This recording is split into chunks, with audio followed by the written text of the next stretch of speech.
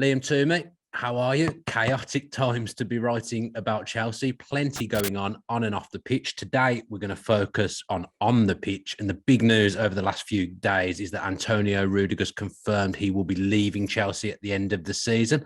Probably been one of their best players since Tuchel's come in. How much of a blow is that to Chelsea? It's a big blow on the pitch. He's been one of the best defenders in the world for the last 18 months under Tuchel. He's absolutely excelled in this system on the left of that back three. But even more than that, he's been a leader of this team. And, that Rudiger's personality hasn't endeared himself to every Chelsea coach. But he and Tuchel have struck up a really productive bond, basically from the moment that Tuchel came in. He restored him to the team after he'd fallen out of favour under Frank Lampard.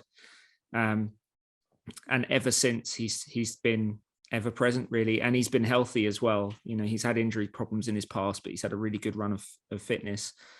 He's played almost every game this season, certainly every big game. And he's going to leave a big hole to fill. And it's a bigger blow as well because of the situation Chelsea are in, which I'm sure we'll get into. But because of where we are with the sale process, that obviously, as Tuchel said, it affected Chelsea's ability to make Rudiger a final offer to try and keep him. But it also affects their ability to replace him because they should have new owners in before the transfer window really starts in earnest. But they will be behind the eight ball in terms of scouting targets, putting negotiations in motion. This is not the time really when you want to be trying to replace one of your key players. So that makes it even more of a blow, I think. Rudiger's future was uncertain quite long before the sanctions came in. There was already reports that he wasn't going to sign a new deal. And it was almost like the sanctions were the final nail in the coffin. But what were the reasons that he was doubtful before? Because Chelsea had just won the Champions League. They were potentially building something exciting under Thomas Tuchel. Obviously, Lukaku comes in and there were high expectations of what he might do. And that certainly hasn't happened. But why was he so doubtful at a time where Thomas Tuchel was having so much success with the team? Well, the first thing to say is that Rudiger himself has yet to come out and confirm that he's leaving. We know he's leaving, but he hasn't come out and set out his reasons and explained why. I'm sure he'll do that at some stage and at least lay out his version of events. But our understanding of it is that, in the initial talks about extending his contract, he found Chelsea's early offers to be pretty insulting. He's on about £90,000 a week. The opening offer was something like 130,000, which of course is very good money, but relative to the Chelsea pay scale, it's pretty low. It's certainly not reflective of how important Rudiger is to this team, and nowhere near as much as some of the underperforming attackers are earning. And I think, Lukaku's arrival and installation as one of Chelsea's top earners probably complicated this even more. Because I think it raised Rudiger's expectations. But he was always at a stage where, he's 29 now.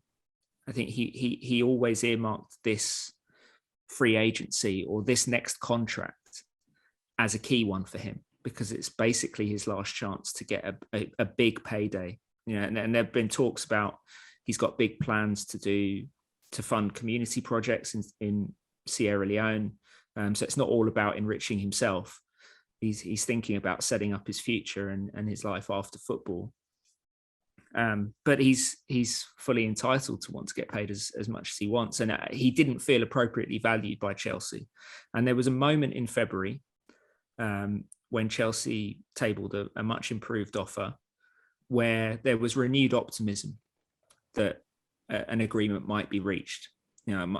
My colleague Simon Johnson's been leading our reporting on this. He's done an excellent job, and that's our understanding that was basically the one moment where it looked like Rudiger might stay. But the rest of this whole time, the market forces have been pushing him towards free agency.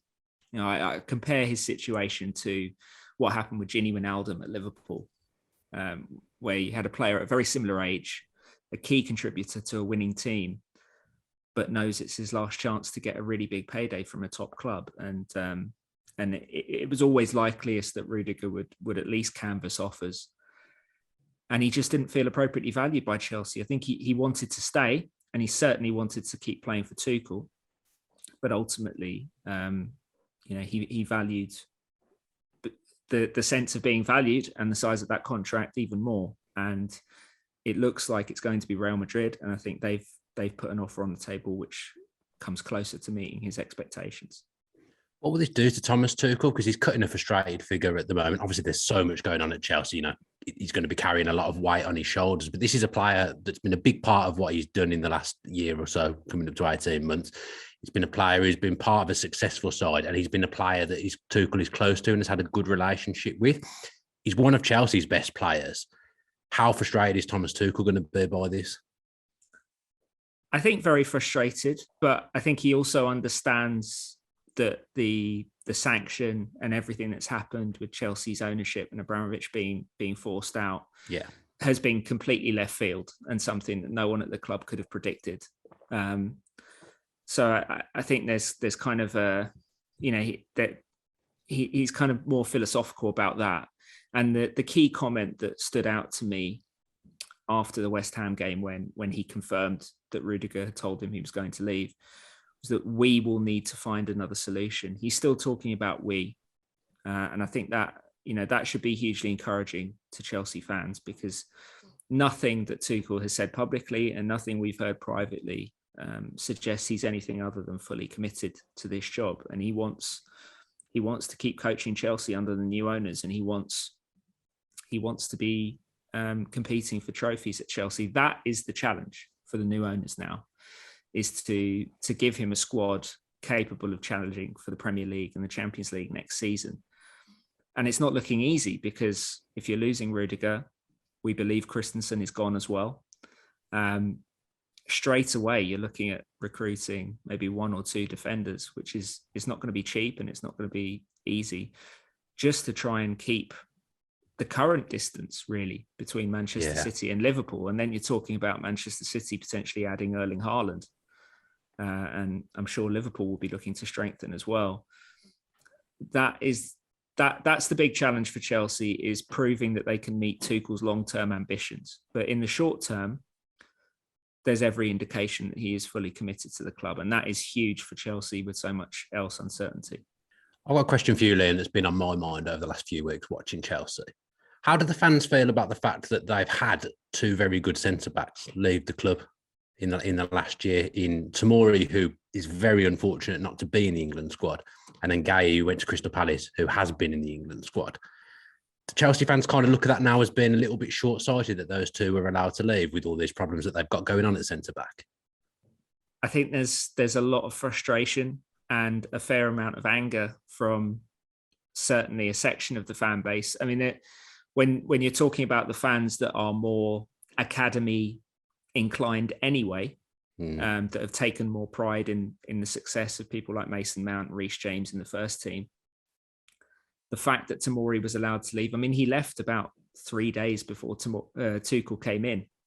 He left because he'd fallen out of favour under Lampard. And there's kind of a sliding doors element of, if he'd stuck around, Tuchel switches to a back three, maybe things could have been completely different.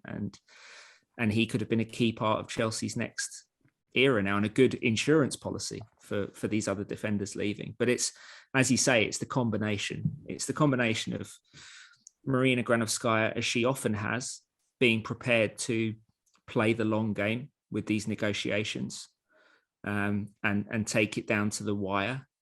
Of course, she couldn't know that the Abramovich situation would happen and kind of scupper everything.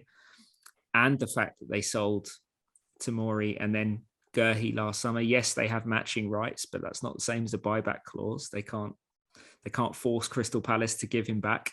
And he's made lightning progress this season. He's captained them far sooner than I think anyone could have predicted.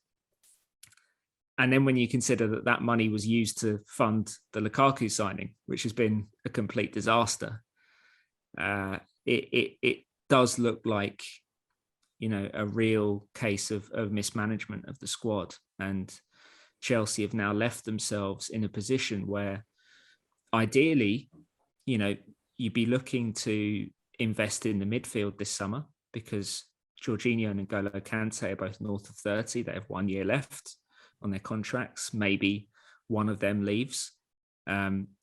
You need to sort out the situation with the attack because you need to resolve the Lukaku situation and some of these other forwards that are either unhappy or underperforming. But they can't be your top priorities because the defense is so understaffed now that you need to go out and sign some really high quality players in those positions for a lot of money. And I think there's still a lot of hope among Chelsea fans for Levi Colwill at Huddersfield. He's the one academy prospect that they still have. They have him on a long-term contract at least. I think there's a lot of fans that are hoping he can come in and slot in on the left side of that back three, but it's a lot to ask to replace a guy like Rudiger. What's happened to Trevor Chalobah in the last couple of weeks, and why has he fallen so far down the pecking order? Because I personally think that he should be being the choice ahead of Malang Sarr, who obviously had a horrid game against Arsenal, but hasn't exactly been standout this season either. Why is Chalobah so far down the list at the moment? Honestly, Flo, it's a bit of a mystery to me and to a lot of Chelsea fans. We still haven't heard Tuchel fully explain it. He's made it clear it wasn't injury, so it's very much just a case of Chalobah falling down his pecking order in recent games. And this has happened at various stages throughout the season. Chalobah's form has kind of fluctuated. He started really well and he's had some really incredible highs this season.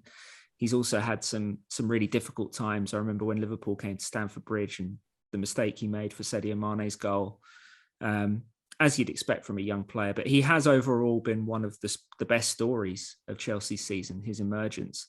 Was he only there because they didn't get Koundé? Am I right there in thinking that? Because he probably wouldn't have been there, Chalobah, but he probably wasn't even in the plans, because if they got the Koundé deal through the door, he'd probably gone on loan somewhere, I'm guessing. I was having a lot of conversations around Chalobah's situation at the time, and he was preparing to go on loan. Okay. Yeah, he was just deciding where. And there were some good offers. I know of one in particular from Valencia. And he was basically just deciding whether he'd go to a club that would play him in midfield or defence. And then suddenly it all changed. Chelsea didn't get Koundé. Tuchel was impressed enough with him to start him in the Super Cup and in the first couple of games of the season. And it went from there, and he took his opportunity with both hands. He's got a long-term contract out of it, so I think he is in Chelsea's plans, and I think he will get more minutes in the coming weeks now. On the Sarr situation, Tuchel has tended to favour Chalobah on the right of the back three rather than the left. I think he's he should be perfectly capable of playing from the left as well. He's a very versatile player, but for whatever reason, Tuchel sees him as more of a fit on the right, and I think that's why Sarr has had more minutes there. But Chelsea fans would definitely like to see, a lot of Chelsea fans would definitely like to see Chalobah playing at least in front of Andreas Christensen, who I think has lost a lot of sympathy with Chelsea fans with the suggestion that he's basically already gone and important mistakes in recent games. It's obviously going to be a crucial summer for Chelsea. If they can get the new owner agreement and that's all signed off and agreed with the government, etc., over the line, do you think it's going to be a busy, successful summer, or do you think the new era won't be as flashy spending, and therefore the gap that you referenced in your pieces recently as well between Chelsea and City and Liverpool is going to continue to widen because they just won't be able to close it in this new era? I think it's a tall order to close that gap in this summer, given everything that's happening. We don't even know who's going to be making the recruitment decisions because we don't know if Marina Granovskaya is going to be there, if Petr Cech's going to be there under the new regime. I suspect the new owners, if they're smart, will favour continuity, at least early on, and try to keep as many of the same people in place because they know time is against them if they're actually going to get things done this summer.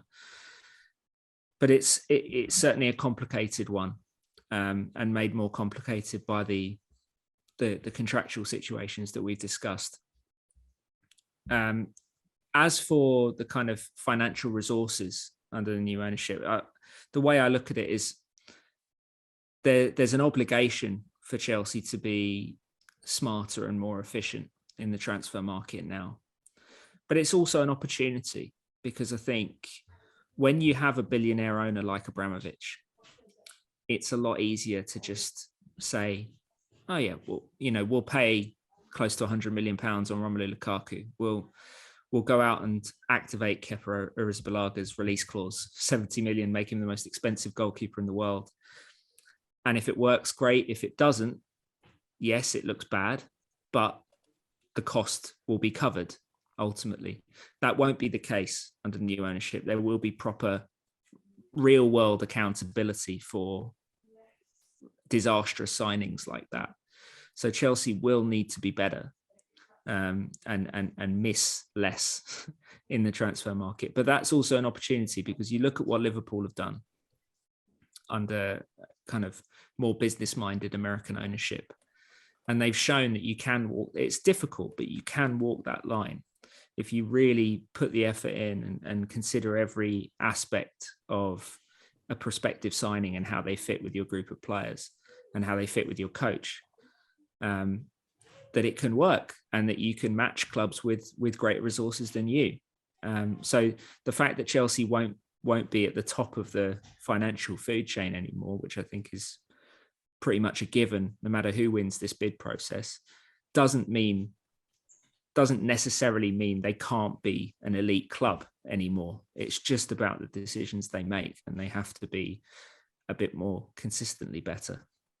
Yeah, the transfer ban obviously gave that room for youth players to come through at Chelsea, and I think it was a time that Chelsea fans enjoyed. Ultimately, they didn't win anything with those players, but it was an enjoyable season watching all those players come through. If they've got to be a bit more clever and a bit more astute in the transfer market, it might give that room again for a few academy players to come through. Plus, they're making the odd big signing along the way. They might actually end up being a nicer balance. And one player that is coming back is Conor Gallagher. Would you expect him to be a big part of Chelsea next season? I certainly expect him to get his chance, because Thomas Tuchel is a big fan.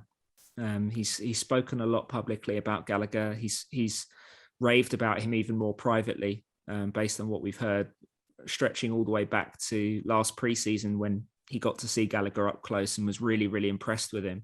I think that, Gallagher's got a lot of headlines this season for his goals and from midfield and his final third impact. But I think the thing that's impressed Tuchel most is actually his ability to recover the ball and be part of a high press. And that will be even more relevant at Chelsea, given the way they play and try to pin teams back. And I think Gallagher's a really nice fit for that. And he's someone that Tuchel will be keen to use. On the broader point, I think the academy becomes even more important for Chelsea now. There was a sense under the previous ownership, or under the outgoing ownership, that the academy could sometimes be used just to raise money for signings. And we obviously saw that with Tomori and Gerhi and a few others. And they have at least started including buyback clauses and matching rights and things like that in some of these deals. But if you don't have the money to just go out and get whoever you want, but you do happen to have one of the best talent factories in world football, which is what the Chelsea Academy has been under Neil Bath for pretty much a decade now, you have to use that more. And you've seen with Mason Mount and Reece James, who are now incredible homegrown pillars of this Chelsea squad, who've already played in the biggest games at the very highest level and shone. There's definitely more potential there for the academy to be part of the core of what Chelsea do going forward, and that's an efficiency they haven't fully tapped into yet, because these guys, relative to signings, are incredibly cheap, and they're already yours, and they're already part of the culture of the club. So that's why when I mentioned people like Levi Colwill, Conor Gallagher, Armando Broja, of course, who's at Southampton, they've already got a few that look poised, or at least equipped, to step into the first team squad in the next year or so. and make a significant impact. And I'm sure there'll be more behind them in the lower age groups as well.